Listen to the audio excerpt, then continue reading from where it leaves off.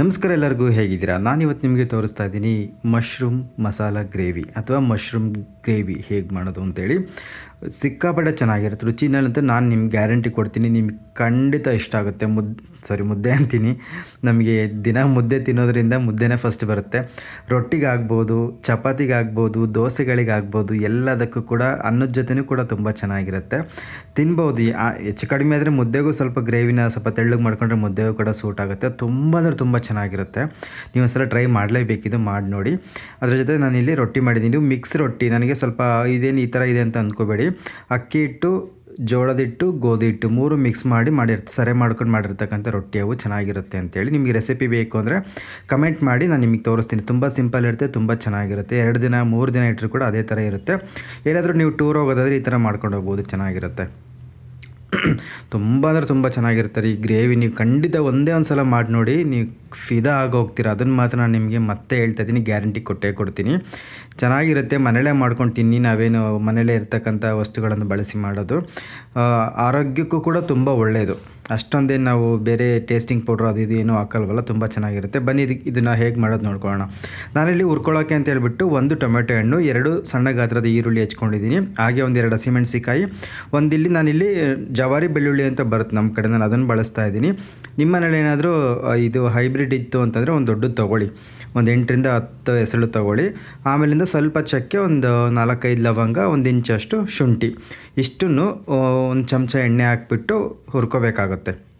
ಹುರ್ಕೊಳ್ಬೇಕು ಅಂತಂದರೆ ಮಾಗಿಸ್ಕೋಬೇಕು, ಅದನ್ನ ಚೆನ್ನಾಗಿ ಮಧ್ಯಮ ಊರಿನಲ್ಲಿ ಚೆನ್ನಾಗಿ ಮಾಗಿಸ್ಕೊಂಡು ಇದನ್ನು ರುಬ್ಕೋಬೇಕಾಗುತ್ತೆ. ಇಷ್ಟನ್ನು ಸ್ವಲ್ಪ ಎಣ್ಣೆ ಹಾಕಿ ಹುರಿದ್ಬಿಟ್ಟು ಮಾಗಿಸಿದಾದಮೇಲೆ ಮಿಕ್ಸಿನಲ್ಲಿ ರುಬ್ಕೋಬೇಕು, ಆಯಿತಾ? ಮಿಕ್ಸಿನಲ್ಲಿ ರುಬ್ಕೊಂಡು ಇದನ್ನ ಖಾರ ಮಾಡ್ಕೋಬೇಕು. ಆಮೇಲಿಂದ ಏನು ಮಾಡಬೇಕು ಅಂತ ಹೇಳ್ತೀನಿ ಬನ್ನಿ. ಇವಾಗ ಒಂದು ಬಾಣಲೆಯನ್ನು ಇಟ್ಕೊಳ್ಳಿ ಸ್ಟವ್ ಮೇಲೆ. ಸ್ವಲ್ಪ 1.5 ಟೇಬಲ್ ಸ್ಪೂನ್ ಅಷ್ಟು ಎಣ್ಣೆ ಹಾಕಿ, ನಾನಿಲ್ಲಿ ಮತ್ತೆ ಹೇಳ್ತಾ ಇದ್ದೀನಿ, ಕೊಬ್ಬರಿ ಎಣ್ಣೆ ಬಳಸೋದ್ರಿಂದ ಶೀತಕ್ಕೆ ಅದು ಗಟ್ಟಿಯಾಗಿರುತ್ತೆ, ಹಾಗಾಗಿ ಆ ಥರ ಇರುತ್ತೆ. ಮತ್ತು ನೀವೇನು ತಪ್ಪು ತಿಳ್ಕೊಳ್ಬೇಡಿ. ಈರುಳ್ಳಿ ಹಾಕಿ, ಹಸಿಮೆಣಸಿಕಾಯಿ, ಬೆಳ್ಳುಳ್ಳಿ ಹಾಕಿ. ಇದು ನಮ್ಮ ನಾಟಿ ಬೆಳ್ಳುಳ್ಳಿ ಆಗಿರೋದ್ರಿಂದ, ಅಂದರೆ ಜವಾರಿ ಆಗಿರೋದ್ರಿಂದ ನಾನು ಇಲ್ಲಿ 3 ತೊಗೊಂಡಿದ್ದೀನಿ. ಸಣ್ಣಕ್ಕೆ ಇರ್ತವೆ ಅವು, ಬಟ್ ರುಚಿ ತುಂಬ ಬೊಂಬಾಟಾಗಿರುತ್ತೆ. ಆಮೇಲೆ ಶುಂಠಿನೂ ಅಷ್ಟೇ ಸ್ವಲ್ಪ ಹೆಚ್ಚು ಹಾಕಿದೆ, ಅದು ಮಿಕ್ಸಿ ಬ್ಲೇಡಿ ಸಿಗೋಲ್ಲ ಅಂತೇಳಿ 1 ಟೊಮೆಟೊವನ್ನು ಕೂಡ ಹಾಕ್ಕೊಂಡಿದ್ದೀನಿ, ದೊಡ್ಡ ಸೈಜಿಂದು. ನಾನಿಲ್ಲಿ 400 ಗ್ರಾಮ್ ಮಶ್ರೂಮ್ ಬಳಸಿದ್ದೀನಿ. 400 ಗ್ರಾಮ್ ಬಳಸಿದ್ದೀನಿ. ಸ್ವಲ್ಪ ಅದು ಇದು ಕಸ ಗಿಸ ಎಲ್ಲ ತೆಗೆದು ಸ್ವಲ್ಪ ಹೆಚ್ಚಿ ಸಿಪ್ಪೆ ಎಲ್ಲ ಪೀಲ್ ಮಾಡಿದ್ಮೇಲೆ ಒಂದು 350 ಗ್ರಾಮ್ಸ್ ಆಗ್ಬೋದು ಅಂತ ಅಂದ್ಕೋತೀನಿ. ಆ ಲೆಕ್ಕಕ್ಕೆ ಮಾಡ್ಕೋತಾ ಇರೋದು. ನೀವು ಕೂಡ ಇದೇ ಲೆಕ್ಕಕ್ಕೆ ಮಾಡ್ಕೊಳ್ಳಿ. ನೋಡಿ, ಈ ಥರ ತೊಳೆದ್ಬಿಟ್ಟು ಮೇಲೆ ಹಿಂಗೆ ಹೇಳಿದ್ರೆ ನಿಮ್ಗೆ ಈಸಿಯಾಗಿ ಸಿಪ್ಪೆ ಬಿಡುತ್ತೆ. ಎಲ್ಲದನ್ನೂ ನಾನು ಇಲ್ಲಿ ಸಿಪ್ಪೆ ಸುಲಿದಿಲ್ಲ, ಯಾಕಂದರೆ ಯಾವ್ದು ಚೆನ್ನಾಗಿಲ್ಲ ಅನ್ಸುತ್ತೆ ಅದು ಮಾತ್ರ ಸುಲ್ಕೊಂಡಿದ್ದೀನಿ. ಚೆನ್ನಾಗಿರೋದೆಲ್ಲ ಅದು ಆ್ಯಸ್ ಯೂಶುವಲ್ ಹೇಗಿದೆ ಆಗಿ ನೀಟಾಗಿ ತೊಳೆದ್ಬಿಟ್ಟು ಹಾಕಿದ್ದೀನಿ. ಇದೇ ಥರ ಎಲ್ಲ ಮಾಡಿಕೊಂಡು ಕ್ಲೀನಾಗಿ ಒಂದು ಸೈಡಿಗೆ ಇಟ್ಕೊಂಡಿರಿ. ನೋಡಿ, ಈ ಥರ ಸುಲಿದ್ರೆ ಸಿಪ್ಪೆ ಈಸಿಯಾಗಿ ಅದು ಪೀಲ್ ಆಗುತ್ತೆ.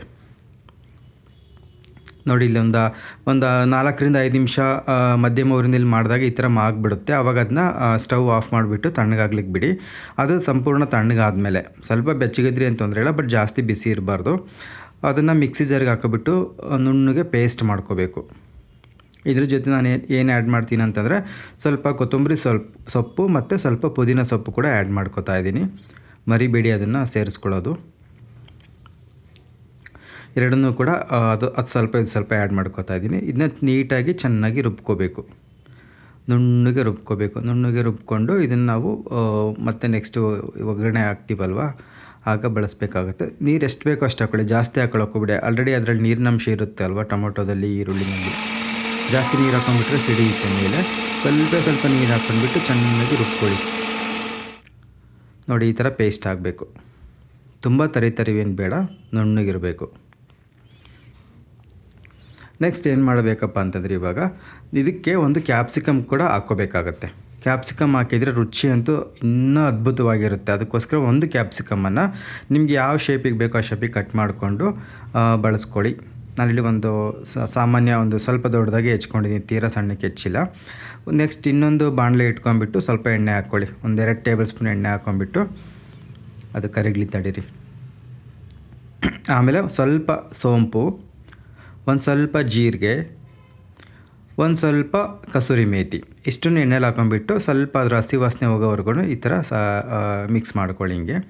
ಇದಾದಮೇಲೆ ನಾನು ಏನು ಹೆಚ್ಚಿಟ್ಕೊಂಡಿದ್ದೀನಿ ಕ್ಯಾಪ್ಸಿಕಮ್ಮು, ಅದನ್ನು ಕೂಡ ಇದಕ್ಕೆ ಹಾಕ್ಕೊಂಡ್ಬಿಟ್ಟು ಇದನ್ನು ಒಂದು 2 ರಿಂದ 3 ನಿಮಿಷ ಮಾಗಿಸ್ಕೊತಾ ಇದ್ದೀನಿ.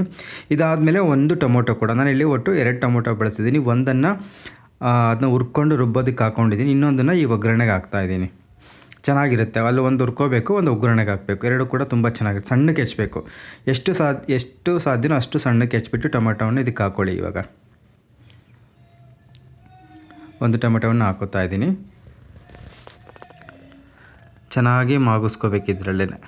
ಈ ಚೆನ್ನಾಗಿ ಮಾಗಿದಾದಮೇಲೆ ಒಂದು 4 ನಿಮಿಷ ತಗೊಳುತ್ತೆ ಅಂತ ಇಟ್ಕೊಳ್ಳಿ, ಹೆಚ್ಚು ಕಡಿಮೆ ಮಧ್ಯಮ ಊರಿನಲ್ಲಿ, ಸಿಮ್ಗಿನ ಸ್ವಲ್ಪ ಜಾಸ್ತಿ ಊರಿನಲ್ಲಿ. ಈಗ ಮಸಾಲೆಗಳನ್ನ ಹಾಕೋಬೇಕು. ಸ್ವಲ್ಪ ಖಾರದ ಪುಡಿ, ಸ್ವಲ್ಪ ಗರಂ ಮಸಾಲ, ಸ್ವಲ್ಪ ಧನಿಯಾ ಪುಡಿ, ಒಂದು ಸ್ವಲ್ಪ ಅರಿಶಿಣ, ಇಷ್ಟನ್ನು ಹಾಕೊಂಡ್ಬಿಟ್ಟು ಇದನ್ನು ಅಷ್ಟೇ ಸ್ವಲ್ಪ ಹಸಿ ವಾಸನೆ ಹೋಗೋವರೆಗೂ ಫ್ರೈ ಮಾಡ್ಕೊಳ್ಳಿ. 1 ನಿಮಿಷ ತಗೊಳ್ಳಿ ಸಾಕು. ಇದಾದಮೇಲೆ ಏನು ಮಾಡಬೇಕಪ್ಪ ಅಂದರೆ ಮಿಕ್ಸಿ ಜಾರಲ್ಲಿ ಏನು ರುಬ್ಬಿಟ್ಕೊಂಡಿದ್ದೀವಿ ಆ ಒಂದು ಮಸಾಲೆನ ಇದಕ್ಕೆ ಹಾಕಬೇಕು. ಈಗಲೇ ಜಾಸ್ತಿ ನೀರು ಹಾಕಬೇಡಿ. ಮಿಕ್ಸಿ ತೊಳೆದ್ಬಿಟ್ಟು ಒಂದು ಸ್ವಲ್ಪ ನೀರಾಗಿ ತೊಳೆದ್ಬಿಟ್ಟು ಆ ನೀರನ್ನು ಹಾಕ್ಕೊಳ್ಳಿ. ಲಾಸ್ಟಲ್ಲಿ ಮಶ್ರೂಮ್ ಹಾಕಿದ ಮೇಲೆ ಜಾಸ್ತಿ ಫುಲ್ಲು ನೀಟಾಗಿ ತೊಳೆದ್ಬಿಟ್ಟು ಜಾರನ್ನು ಅವಷ್ಟು ನೀರನ್ನು ಇದಕ್ಕೆ ಹಾಕೊಂಡ್ರೆ ಆಗುತ್ತೆ. ಇಷ್ಟು ಹಾಕೊಂಡ್ಬಿಟ್ಟು ಇದನ್ನೇನು ಮಾಡ್ತೀರಪ್ಪ ಅಂದರೆ ಒಂದು 2 ರಿಂದ 3 ನಿಮಿಷ ಮತ್ತೆ ಮಧ್ಯಮ ಊರಿನಲ್ಲಿ ಮಿಕ್ಸ್ ಮಾಡ್ತಾ ನೋಡ್ತಾ ಇರಿ. ಆಮೇಲೆ 1-2 ಟೇಬಲ್ ಸ್ಪೂನಷ್ಟು ಮೊಸರು ಕೂಡ ಇದಕ್ಕೆ ಹಾಕೋಬೇಕು. 1-2 ಟೇಬಲ್ ಸ್ಪೂನು, ಜಾಸ್ತಿ ಹಾಕೊಳ್ಳೋಕೆ ಹೋಗ್ಬೇಡಿ. ಆಮೇಲೆ ಚೆನ್ನಾಗೊಂದು ಮಿಕ್ಸ್ ಕೊಡಿ. ಇದಕ್ಕೆ ಚೆನ್ನಾಗಿ ಮಿಕ್ಸ್ ಕೊಟ್ಬಿಟ್ಟು ಈಗ ಉಪ್ಪು ಎಷ್ಟು ಬೇಕೋ ನಿಮ್ಗೆ ಅಷ್ಟು ಉಪ್ಪು ಖಾರ ಎಲ್ಲ ನಿಮ್ಮ ರುಚಿಗೆ ಎಷ್ಟು ನೀವು ಬಳಸ್ತಾ ಇರ್ತೀರಲ್ವ, ನಿಮ್ಗೊಂದು ಕೈ ಅಳತೆ ಗೊತ್ತಿರುತ್ತಲ್ಲ, ಕೈ ಅಳತೆ ಕಣ್ಣಳತೆ ಅಷ್ಟನ್ನು ಹಾಕ್ಕೊಳ್ಳಿ. ಸ್ವಲ್ಪ ಕಡಿಮೆ ಆದರೆ ಲಾಸ್ಟಿಗೆ ಕೂಡ ಹಾಕ್ಕೊಳ್ಳಿ. ಒಂದೇ ಸಲ ಜಾಸ್ತಿ ಹಾಕೊಳ್ಳೋಕೆ ಹೋಗಬೇಡಿ. ಕಡಿಮೆ ಆದರೆ ಹಾಕೋಬೋದು, ಬಟ್ ಜಾಸ್ತಿ ಆದರೆ ಅದನ್ನು ಕಡಿಮೆ ಮಾಡ್ಕೊಳ್ಳೋದು ಕಷ್ಟ ಆಗುತ್ತೆ. ಆಮೇಲೆ ಇನ್ನೊಂದೇನಪ್ಪ ಅಂತಂದರೆ ನಾವಿಲ್ಲಿ ಏನು ಕ್ಲೀನಾಗಿ ತೊಳೆದು ಇಟ್ಕೊಂಡಿದ್ದೀವಲ್ವ ಮಶ್ರೂಮ್, ಅದನ್ನು ಕೂಡ ಇದಕ್ಕೆ ಹಾಕೋಬೇಕು. ಇವಾಗ ಅದೊಂದು 3 ನಿಮಿಷ ಮಸಾಲೆ ಎಲ್ಲ ಇದಾದಮೇಲೆ 3-4 ನಿಮಿಷ ಬೆಂದಮೇಲೆ ಏನು ಇಟ್ಕೊಂಡಿದ್ದೀವಿ ಇಲ್ಲಿ ಮಶ್ರೂಮ್ನ ಹೆಚ್ಚಿಬಿಟ್ಟು, ನಿಮ್ಗೆ ಯಾವ ಸೈಜಿಗೆ ಬೇಕೋ ಆ ಸೈಜಿಗೆ ಹೆಚ್ಚಿಟ್ಕೊಳ್ಳಿ. ಮಶ್ರೂಮ್ 2 ದೊಡ್ಡದಿದ್ದರೆ ಒಂದು 3 ಪೀಸ್ ಮಾಡ್ಕೊಳ್ಳಿ, ಸಣ್ಣದಿದ್ದರೆ ಒಂದು 2 ಪೀಸ್ ಮಾಡ್ಕೊಳ್ಳಿ. ಅದು ನಿಮ್ಮ ಇಚ್ಛೆ ಯಾವ ಸೈಜಿಗೆ ಕಟ್ ಮಾಡ್ಕೋಬೇಕು ಅಂತೇಳಿ. ಇಲ್ಲಿ ನೋಡಿ ಸ್ವಲ್ಪ ಗಟ್ಟಿ ಆಯಿತು ಅಂತ ಅನಿಸುತ್ತೆ. ಆಮೇಲೆ ನೀವು ಮತ್ತೆ ಇದನ್ನು ಮಾಡ್ಕೊಳ್ಳೋಕೆ ಹೋಗ್ಬೇಡಿ. ನಾನಿಲ್ಲಿ ಒಂದು ಟೀ ಕುಡಿಯೋ ಕಪ್ಪಲ್ಲಿ 1 ಕಪ್ಪಷ್ಟು ನೀರನ್ನು ಹಾಕ್ಬಿಟ್ಟು ಮಿಕ್ಸಿ ಜಾರನ್ನು ತೊಳೆದು ಹಾಕಿದ್ದೀನಿ. ಆಮೇಲೆ ಇದು ಸ್ವಲ್ಪ ಗಟ್ಟಿ ಅನಿಸುತ್ತೆ, ಮಶ್ರೂಮಲ್ಲಿ ನೀರಿನಂಶ ಇರುತ್ತೆ. ನಾವು ಅದನ್ನ ಲಿಡ್ ಮುಚ್ಚಿ ಬೇಯಿಸುವಾಗ ನೀರೆಲ್ಲ ಬಿಟ್ಕೊಂಡ್ಬಿಟ್ಟು ಇನ್ನೂ ತೆಳ್ಳಗಾಗುತ್ತೆ. ನೀಟಾಗಿ ಚೆನ್ನಾಗಿ ಒಂದು ಮಿಕ್ಸ್ ಕೊಡಿ. ಇವಾಗ ಮಿಕ್ಸ್ ಕೊಟ್ಟ ಮೇಲೆ ಒಂದು ಲಿಡ್ಡನ್ನು ಮುಚ್ಚಿಬಿಟ್ಟು 3-4 ನಿಮಿಷ ಮಧ್ಯಮ ಉರಿ, ಸಿಮ್ಮಿಗಿನ ಸ್ವಲ್ಪ ಜಾಸ್ತಿ ಊರಿನಲ್ಲಿ ಚೆನ್ನಾಗಿ ಕುದಿಸಿ. ನೋಡಿ ಇವಾಗ ಎಷ್ಟೊಂದು ನೀರು ಬಿಟ್ಕೊಂಡಿದೆ, ಎಷ್ಟು ತೆಳ್ಳಗಾಗಿದೆ ಅಂತೇಳಿ. ಈ ಒಂದು ಟೈಮಲ್ಲಿ ನಿಮಗೆ ಸ್ವಲ್ಪ ಉಪ್ಪು ಕಡಿಮೆ ಆಗಿತ್ತು ಅಂತಂದರೆ ಇನ್ನೂ ಸ್ವಲ್ಪ ಉಪ್ಪು ಹಾಕ್ಕೊಳ್ಳಿ. ನೋಡಿ ಇವಾಗ ಏನಾಗುತ್ತಪ್ಪ ಅಂದರೆ ಒಂದೊಂದು ಸಲ ಮಿಸ್ ಆಗುತ್ತೆ, ನಿಮಗೆ ನೀರು ಜಾಸ್ತಿ ಹಾಕಿರ್ತೀರ. ಅಂಥ ಟೈಮಲ್ಲಿ ಏನು ಮಾಡ್ತೀರಪ್ಪ ಅಂತಂದರೆ ಒಂದು 4 ನಿಮಿಷ ಲಿಡ್ ಮುಚ್ಚಿ ಕುದಿಸಿ. ಆಮೇಲೆ ಇನ್ನೊಂದು 4 ನಿಮಿಷ ಓಪನ್ ಆಗಿ ಹಂಗೇನೆ ಯಾವುದೇ ರೀತಿ ಮುಚ್ಚಳ ಮುಚ್ಚಿದಂಗೆ, ಯಾವುದೇ ಲಿಡ್ ಮುಚ್ಚಿದಂಗೆ ಹಂಗೆ ಕುದಿಸಿ. ಅವಾಗ ಏನಾಗುತ್ತಪ್ಪ ಅಂದರೆ ನೀರಿನ ಅಂಶ ಎಲ್ಲ ಆವಿ ಆಗಿಬಿಟ್ಟು ಗ್ರೇವಿ ಗಟ್ಟಿ ಆಗುತ್ತೆ. ತುಂಬ ಅಂದರೆ ತುಂಬ ಚೆನ್ನಾಗಿ ಬರುತ್ತೆ.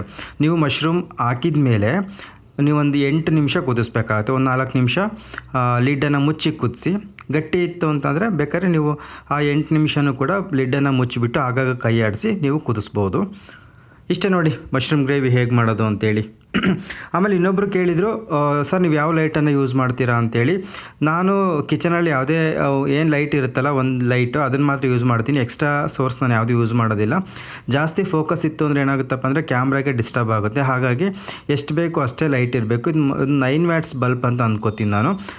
ಕೆಳಗಡೆ ಇದರಲ್ಲಿ ಹಾಕಿರ್ತೀನಿ ನೋಡಿ ಎಷ್ಟು ವ್ಯಾಟ್ಸ್ ಅಂತೇಳಿ ಡಿಸ್ಕ್ರಿಪ್ಷನಲ್ಲಿ.